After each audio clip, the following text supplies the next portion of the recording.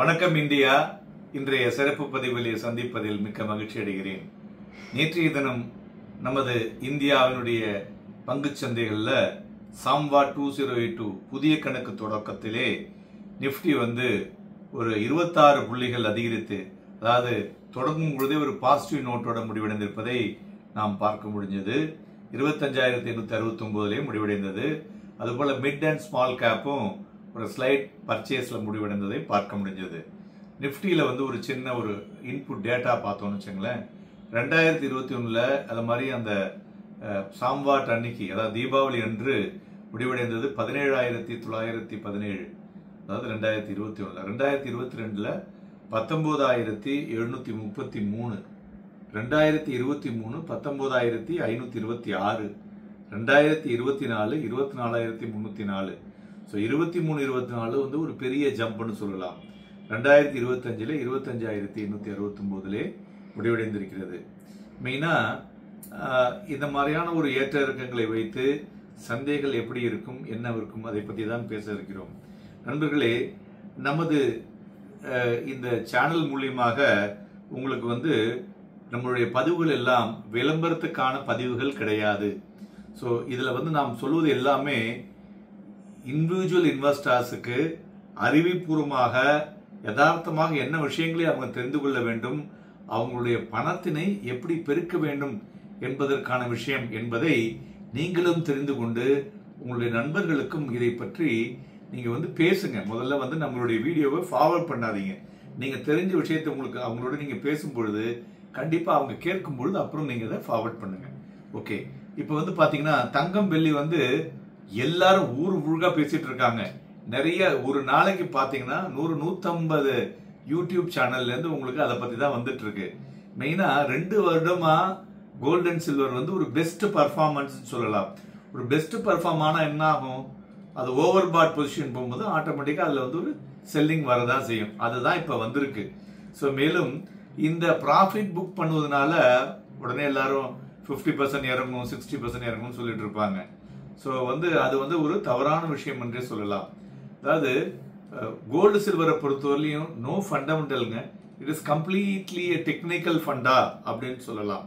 So அதனால அதுதான் பர்ஃபெக்டா ஒர்க் ஆகும். ஸோ அதனால it is a overbought zone.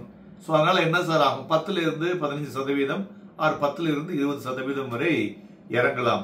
So அது மாதிரி இறங்கும் பொழுது என்ன ஆகும், இந்த ஷார்ட் டேர்ம்ல உள்ளுக்குள்ள வர்றாங்கல்ல அவங்க எல்லாம் என்ன பண்ணுவாங்கன்னா ஒத்துட்டு போயிடுவாங்க. ஏன்னா அவங்களுக்கு அதாவது அவங்களுக்கு ஒரு கெப்பாசிட்டி ஒரு நீண்ட காலத்தில் வச்சுக்கிறதுக்கு தெரியாது. அதனால அவங்க ஒத்துட்டு போயிடுவாங்க. அதனால தங்கம் வெள்ளியை பொறுத்தவரை நாம் ஆல்ரெடி உங்களுக்கு தெளிவான ஒரு இன்புட்டையும் கொடுத்துருக்கோம். ஸோ இறங்குற பொழுது வாங்குவதற்கு ஏற்ற தருணம் என்றே சொல்லலாம். Okay, coming to the stock market. So இப்போ இந்த வருடம் எந்தெந்த துறைகள்ல நம்ம பெட் பண்ணலாம், அது நமக்கு ஒரு பெட்டர் ரிசல்ட்ஸை கொடுக்கும், ஒரு குட் ரிட்டர்னை கொடுக்கும் அப்படின்னு பார்த்தோம்னு வச்சுங்களேன். மெயினா ஒரு 5 துறைகள் வச்சுங்க. இந்த 5ல நீங்களே வேலை செஞ்சு அதில் முதலீடு செய்யுங்க. 1 ஆட்டோமொபைல் இண்டஸ்ட்ரி, 2வது ஃபினான்ஷியல் சர்வீசஸ், 3வது மெட்டல் இண்டஸ்ட்ரி, 4வது இன்ஃப்ராஸ்ட்ரக்சர், 5வது சொல்ல போறது ஐடி. ஐடியை கான்ட்ரா பெட்டா வச்சுங்க. ஸோ அது ஒர்க் அவுட் ஆகும். ஓகே, அடுத்தது நம்ம இந்திய ரூபாயுடைய மதிப்பும் பாண்டும் பார்த்தீங்கன்னா அந்த டிராஜெக்டரிங் ஒரு அந்த ஆக்டா பார்த்தீங்கன்னு வச்சுங்களேன்.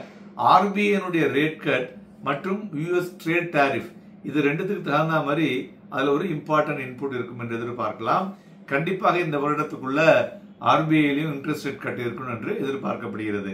மேலும் நேற்றைய தினம் பாத்தீங்கன்னாக்க இந்தியா ஸ்லோலி ரஷ்யாவுடைய ஆயில்ல வாங்குறத குறைத்து கொண்டு அமெரிக்காவில் எக்ஸ்போஷர் கொடுக்க போறோம் அப்படிங்கிற விஷயத்த சொல்லியிருக்காங்க.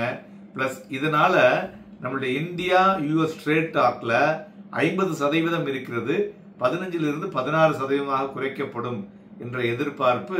இது பாத்தீங்கன்னா பெட்டரா வலுவடைந்து கொண்டிருக்கிறது.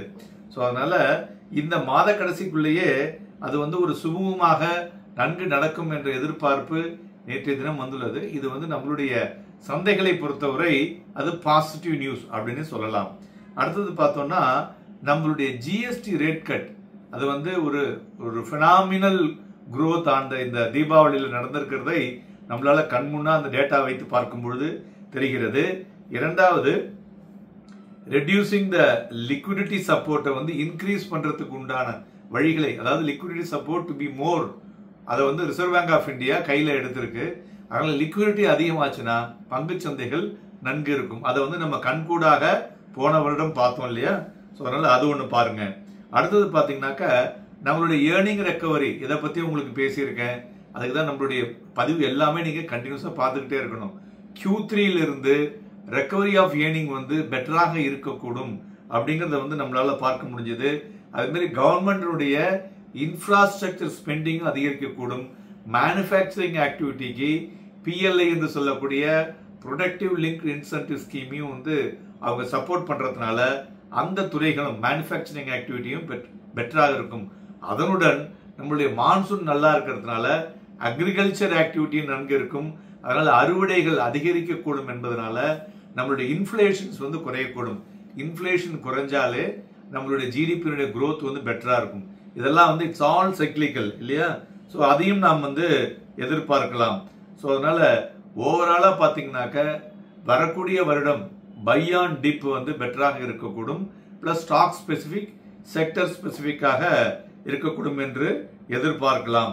ஸோ த கம்ப்ளீட் இதை வந்து நீங்க வந்து இந்த வருஷத்துக்கு இந்த விஷயங்களை வந்து சரியாக ஒரு தொலைதூர நோக்கு பார்வையிலே நீங்க வந்து பண்ணீங்கன்னா உங்களுடைய பணம் பல மடங்காக பெருகக்கூடும்.